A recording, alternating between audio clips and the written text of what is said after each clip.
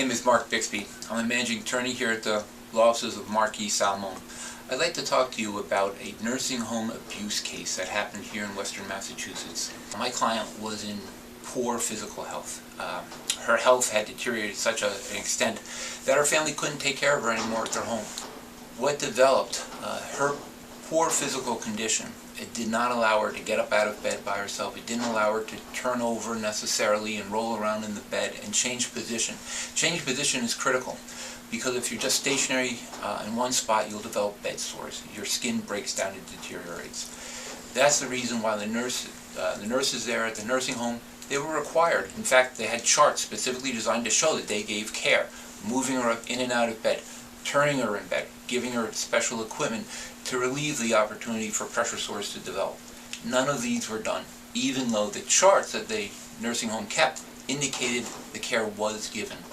I later found out this to be false.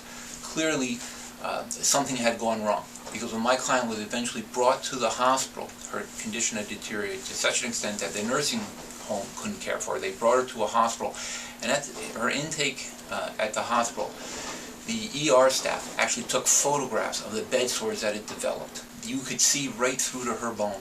Every layer of tissue and muscle was gone, simply because she hadn't been given care at the nursing home. I had to go through the insurance company for the nursing home, denied this claim. They had evidence, they believed, that showed the care had been given. They didn't have an explanation for how these horrendous bed sores had developed. We put the case in suit, and I learned through discovery that while they said the records indicated they gave care, I learned that to be untrue. I learned it to be untrue because what had happened when she was transferred from the nursing home to the local hospital, the nurses continued to document care, meaning that even though she was no longer at the nursing home, they were delivering care to her on the notes. That's called parroting.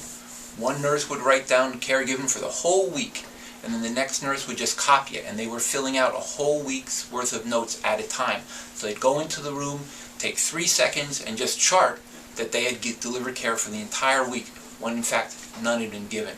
And this became evident when you looked and said, well, wait a minute, she's not at the nursing home, and yet they're documenting care. They did that for 3 days. That was dynamite evidence.